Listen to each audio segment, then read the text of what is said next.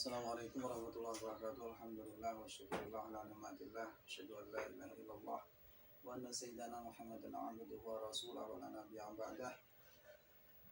Yusalli wa yusallim wa yubarik ala sayyidina Muhammadin wa ala alihi wa sahbihi wa man tabi'ahum ila yaumil qiyamah. Amma ba'du. Selanjutnya kita doakan kedua orang tua kita mudah-mudahan senantiasa dalam maghfirah dan ridha Allah Subhanahu wa taala, juga dalam kasih sayang Allah Subhanahu wa taala, ya rabbal alamin.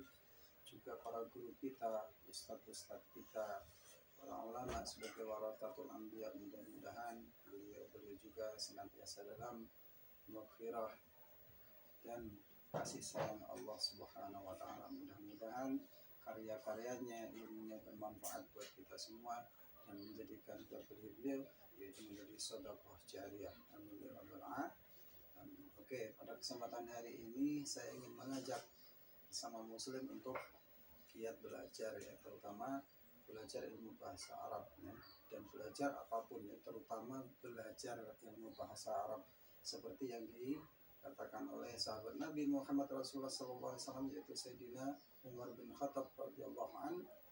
Pelajarilah ilmu bahasa Arab.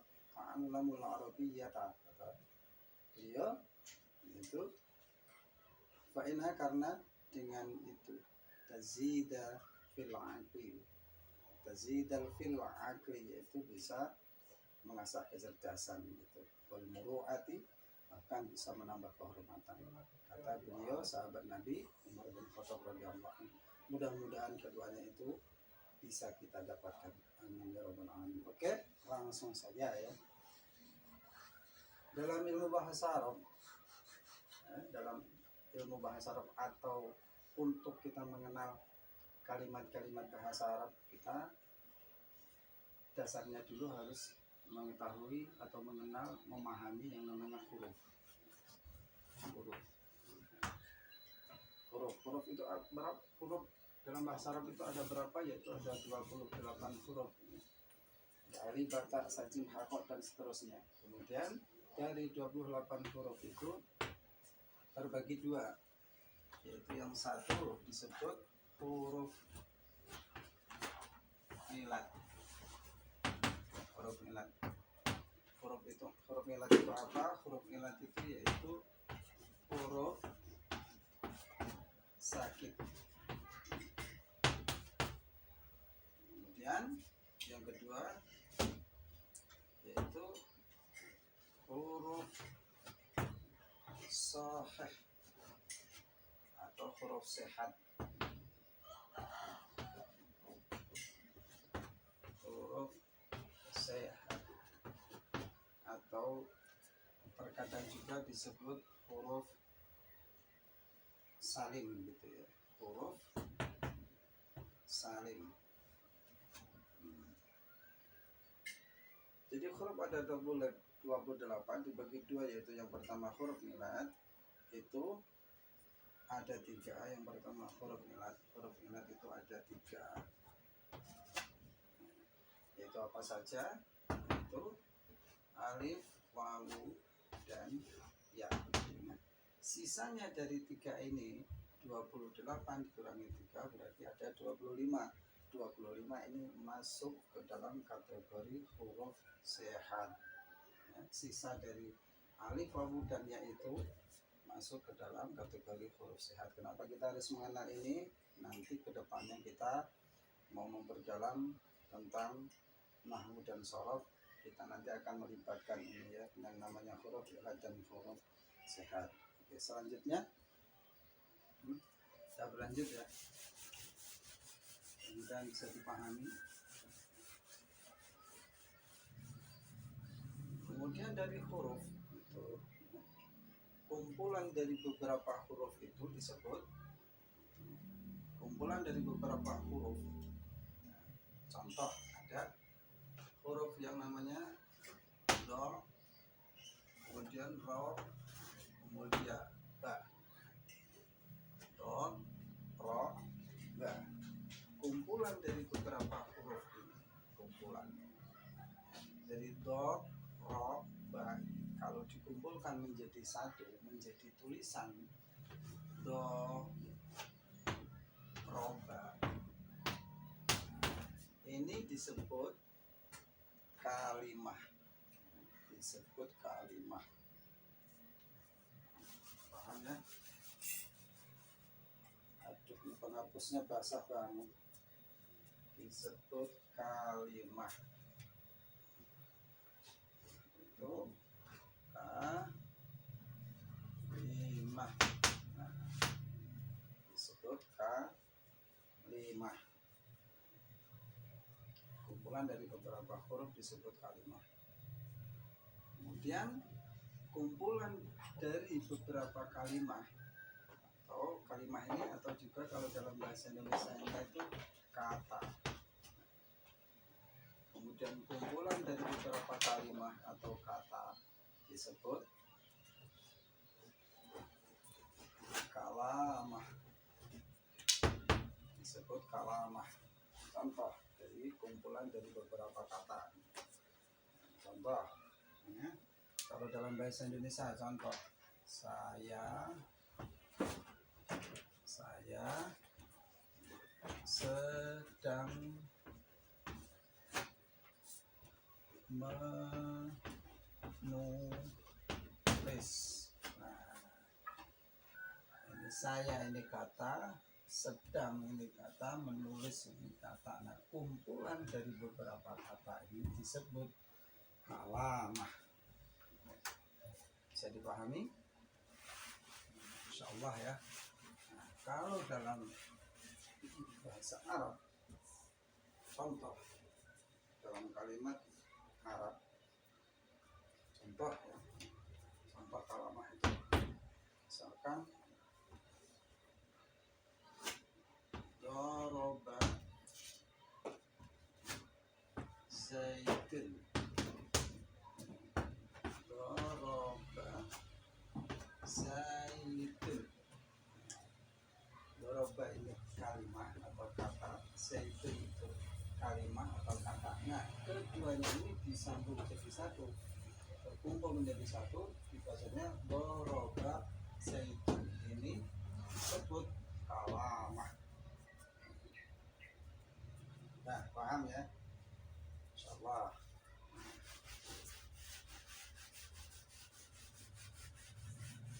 Teman-teman yang dimuliakan Allah Subhanahu wa taala, jadi mohon maaf ya, di sini bukan maksud untuk menggurui, tapi kita belajar bersama ya.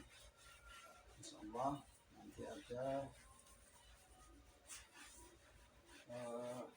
teman-teman berkomentar, jadi mohon komentarnya yang mendukung ya teman-teman ya, komentarnya yang mendukung dan membangun. Insyaallah saya menerima kritik dan sarannya. Oke, jadi ada huruf, ada kalimah, ada kalamah. Kemudian kita kembali ke fokus ke kalimat. Kalimat atau kata tadi ya. Nah, di Arab sana atau di bahasa Al-Quran, di bahasa Quran atau di bahasa Arab yang terdiri dari, di Quran itu 30 juz, itu terdiri dari beratus-ratus ribu kata. Contoh Bismillahirrahmanirrahim, Alif Lam Mim, Dzalikal Kitabul La Raiba Fihi, dan seterusnya. Itu terdiri dari beberapa beratus-ratus ribu kata. Atau pembicaraan di Arab sana terdiri dari bermiliar-miliar kata. Itu kalau dipilah-pilah itu cuman menjadi 3 bagian. Yang pertama, kalimat itu disebut kalimat isim. Kalimat isim. Kemudian yang kedua disebut kalimat fi'il. Kemudian yang ketiga huruf. Huruf kita sudah pelajari tadi apa itu huruf.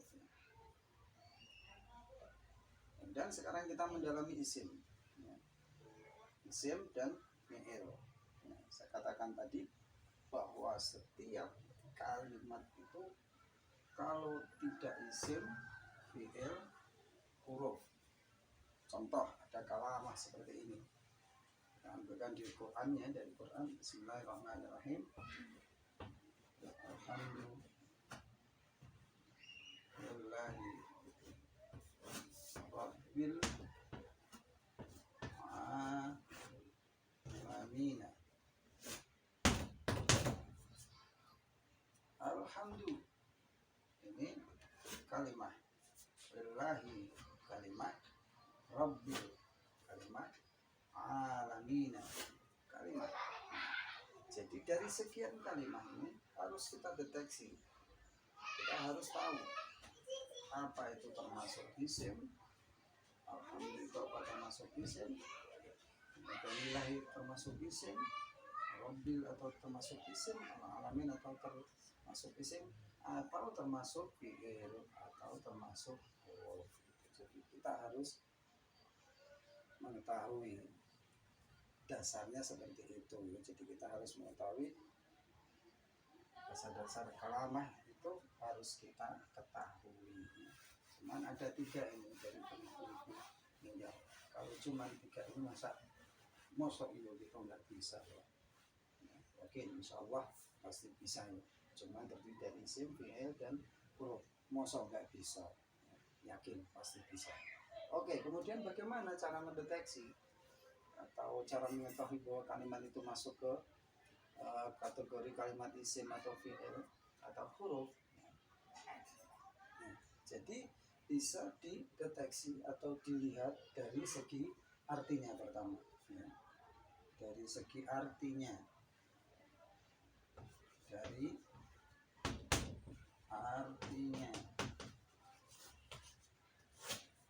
ini juga dari artinya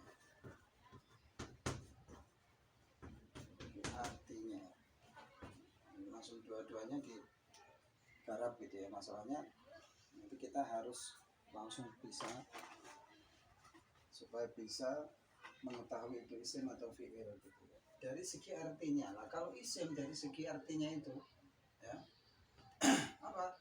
Kalau tidak kata benda, dari segi artinya itu tidak kata benda. Kalau tidak kata benda pasti masuk ke kata sifat. Isim masuk ke isim, golongan isim itu pasti kata benda. Kalau tidak kata benda itu kata sifat. Kemudian untuk fi'il, kalau dilihat dari segi artinya, yaitu kata kerja. Kata kerja itu. Dari segi artinya berarti kita harus tahu artinya. Kalau mau memilah itu isim atau fi'il, berarti kita harus menguasai artinya. Contoh kita ambilkan dari Quran. Bismillahirrahmanirrahim.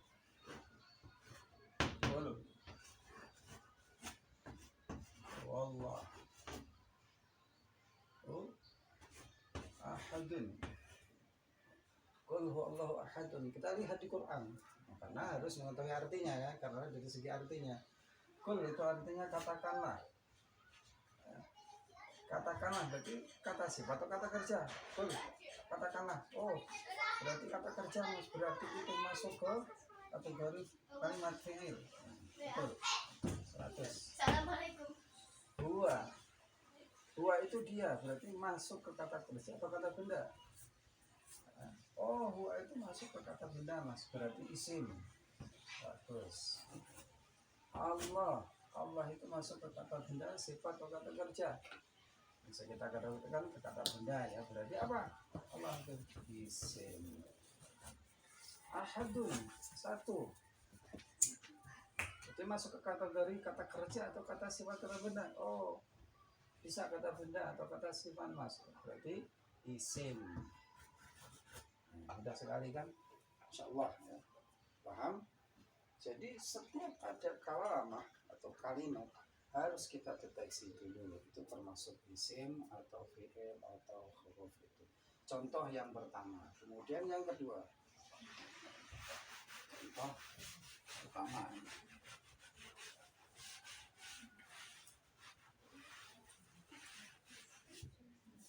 Contoh Dua, harus tampilkan dalam surah Fatihah ya. Bismillahirrahmanirrahim. Alhamdulillah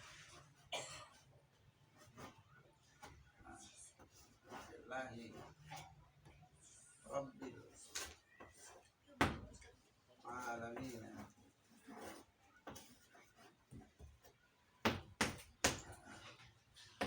Alhamdulillah Rabbil Alamin. Kita harus tahu artinya dulu. Kita buka di Quran. Alhamdulillah itu apa artinya?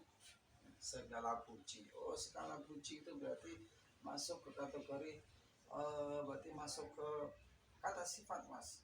Berarti itu adalah isim. Lillahi. Oh, itu masuk ke kategori kata benda, Mas, misalkan gitu ya. Berarti isim. Itu. Rabb, Tuhan. Berarti masuk ke kata benda. Nah, kata sifat berarti isim alamina. Masuk ke kata benda berarti isim. Mudah sekali ya, insya Allah mudah paham. Paham? Insya Allah paham ya. Gitu. Jadi pokoknya setiap kalimat itu harus kita deteksi dulu. Kalimat itu termasuk isim atau fi'il. Yang pertama yaitu dengan cara kita mengetahui artinya. Kalau artinya itu kata benda atau kata sifat berarti isim.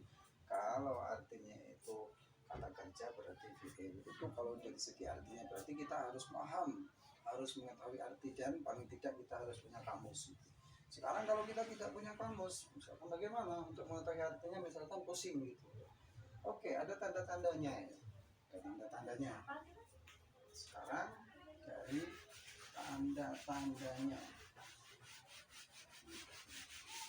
Hapus dulu.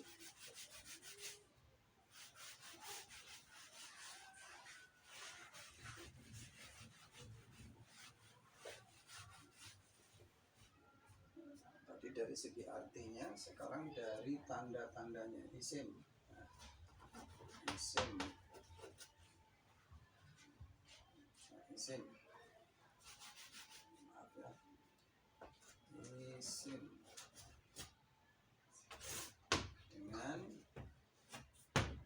tanda-tandanya. Dengan tanda-tandanya. Tanda-tandanya apa aja? Satu.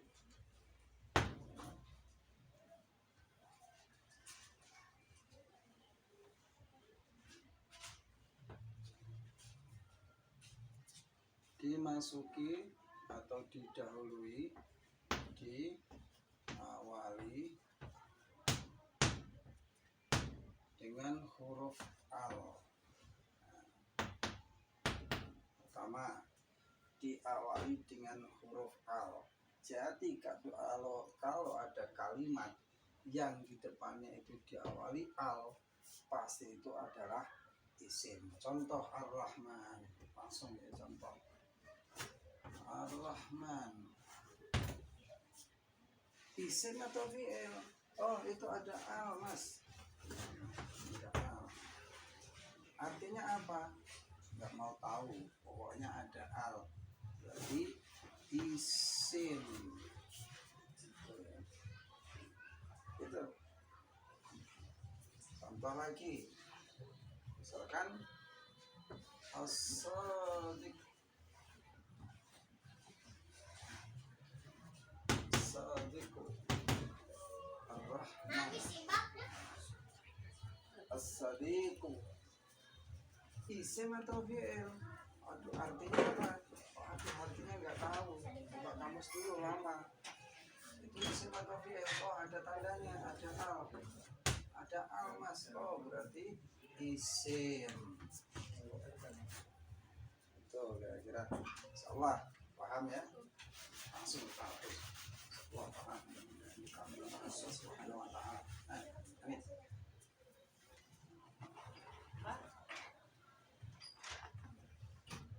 Nah, dia awali dengan al. Kemudian yang kedua, di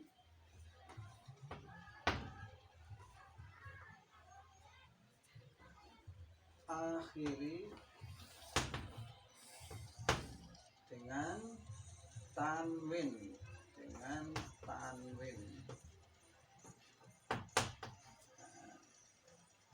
tanwin, bisaan, bisain, bisaun, diakhiri dengan tanwin. Jadi kalau ada kalimat yang berharokat di belakangnya itu adalah tanwin, pasti itu adalah masuk ke kategori kalimat isim. Contoh, ada kalimat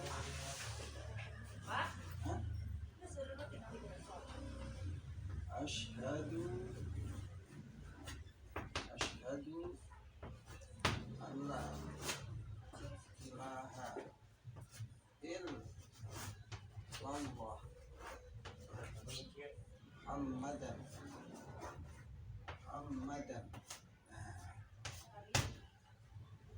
Ada kalimat Muhammadan, akhirnya ini tanwin. Muhammadan akhirnya tanwin. Oh, ada tanwin mas, berarti ini masuk ke kalimat isim. Insyaallah mudah sekali mas, gitu ya. Muhammadan berarti kalimat isim. Paham? Kemudian lagi ada contoh kalimat begini.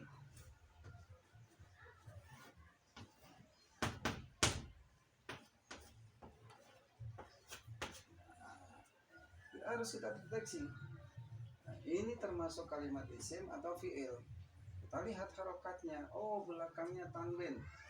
Langsung saja. Berarti ini termasuk kalimat isim. Artinya apa? Nggak mau tahu. Nah, gitu.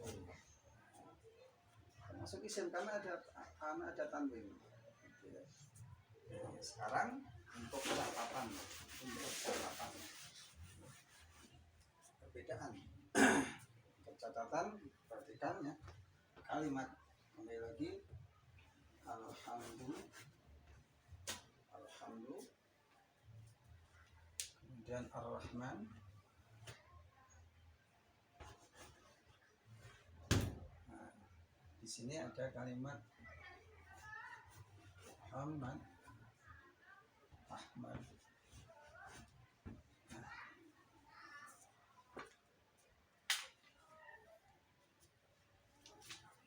Mana kapur tadi? Dipindahkan ke sini tuh.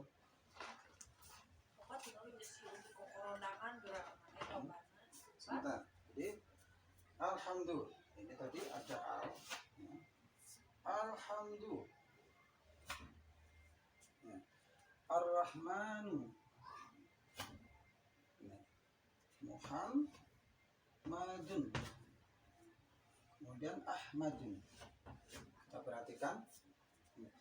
Jadi kalau ada kalimat di depannya itu didahului al, pasti i'rab atau apa itu harokat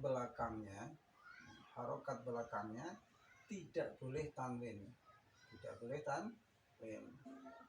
Jadi bisa ar-Rahmanu, bisa ar-Rahmani, jadi nanti tergantung kedudukannya sebagai apa.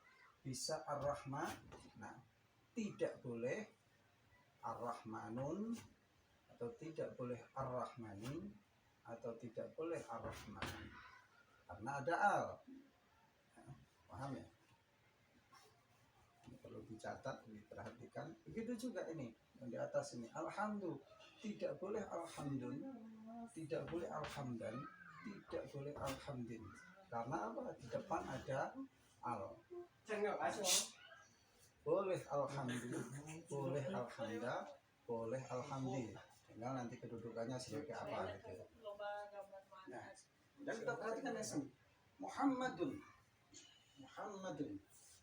Lihat. Ini tambahnya 100. Kalau di depannya tidak ada al, tidak boleh harokatnya di depan sini berbunyi misalkan Muhammadu atau Muhammadi atau Muhammadah. Ahmad juga begitu, tidak boleh Ahmadu atau Ahmadi atau Ahmada, salah. Kalau tidak ada al di belakangnya harus tanwin, Muhammadun atau Muhammadan atau Muhammadin. Untuk Ahmad juga begitu, bisa Ahmadun, bisa Ahmadan, bisa Ahmadin. Teman-teman kira-kira paham ya, seperti itu yang perlu diperhatikan. Oke, insyaallah paham ya. Kemudian untuk ciri yang selanjutnya sedikit lagi ya, di pertemuan pada awal hari ini. Untuk yang ketiga kita tuntaskan ini ciri-ciri kalimat isim. Untuk yang ketiga yaitu biasa diawali dengan huruf jar, diawali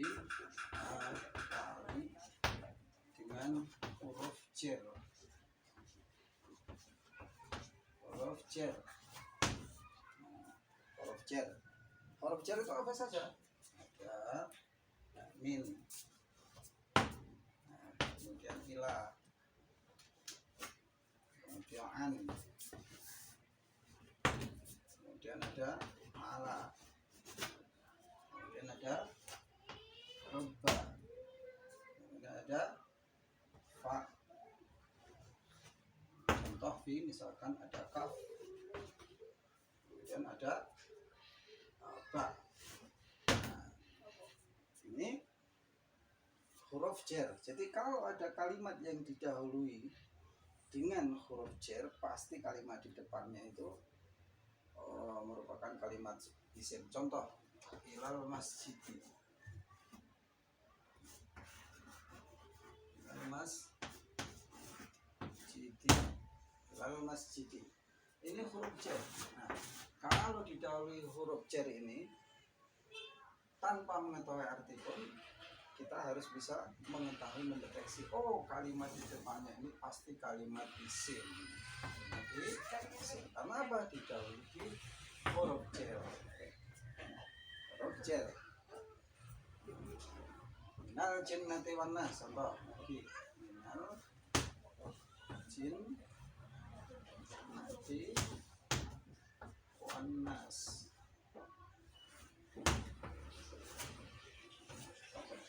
Minal jinnati wan nas. Pasti kalimat yang di depannya setelah setelah huruf jar pasti ini adalah isim. Kenapa isim? Karena didahului dengan huruf jar gitu ya. Itu insyaallah paham ya. Itu ciri yang ketiga. Oke, langsung next, lanjut. Ciri-ciri isim yang selanjutnya, kalimat isim yang selanjutnya. Itu yang keempat. Biasa juga didahului dengan huruf sumpah. Huruf sumpah. Huruf sumpah itu apa aja? Wawu, kaf, dan ba.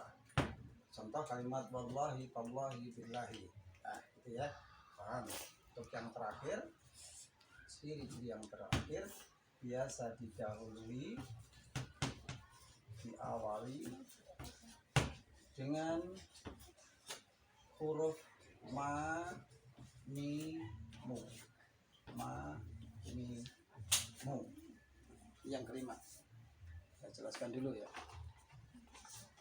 Jadi apabila ada huruf yang di depannya itu ada huruf ma, itu pasti kalimat isim. Contoh, madrasatun. Madrasatun. Madrasatun. Bisa madrasatan, bisa madrasatin, bisa madrasatun. Ini termasuk kalimat isim atau fi'il. Oh, di depan ada ma. Ada ma, ada cirinya ma. Karena dalam bahasa Arab itu huruf aslinya itu kalimat itu terdiri dari 3 huruf aslinya, yaitu darosa. Berarti ma-nya ini pasti tambahan, tak marbutohnya ini juga tambahan. madrasatun berarti ini isim. Kemudian yang kedua, contoh mi ya, mi. Mir wahun. Mir wahun. Nah, ini termasuk isim atau fi'il? Oh, ada didahului dengan huruf mi, Mas. Berarti ini termasuk isim karena di dalam kalimat bahasa Arab itu asal kalimat itu dari 3 huruf, yaitu mirwahun berasal dari kata rawaha, apa yang artinya angin itu. Ya. Kemudian yang ketiga mu, contoh yang mu, muslimun, muslimun termasuk isim atau fi'il? Isim, Mas. Loh, kok bisa isim? Karena di depannya didahului dengan kalimat dengan huruf mu. Sedangkan dalam bahasa Arab ini asli tiap kalimat itu terdiri dari 3 minim itu 3 huruf, yaitu ini asalnya adalah salama, kemudian diawali dengan mu menjadi muslimun, bisa musliman, bisa muslimin, berarti ini isim. Paham? Insyaallah paham ya. Sampai sini insyaallah paham. Sekarang dari segi artinya,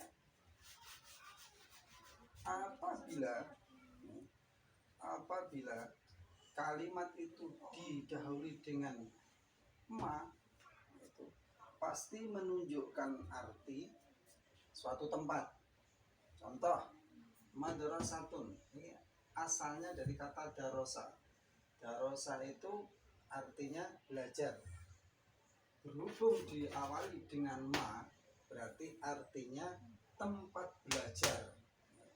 Jadi tempat belajar. Apa tempat belajar? Bisa jadi ini namanya artinya sekolahan. Oke?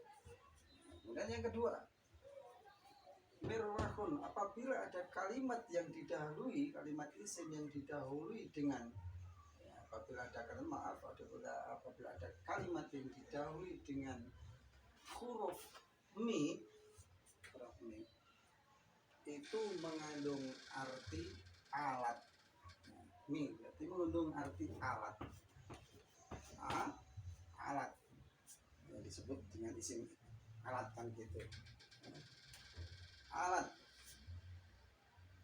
Rawaha artinya angin. Ya, asalnya dari rawaha artinya angin. Berarti kalau didahului dengan kata-kata mi, berarti artinya alat angin. Apa itu alat angin? Bisa jadi ini artinya kipas angin.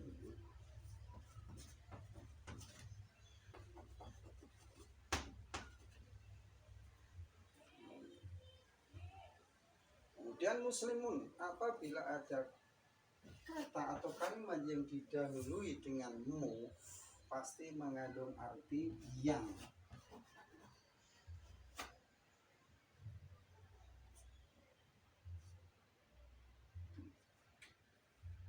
Aslinya dari kata salama, betul didahului dengan mu, maka artinya yang selamat.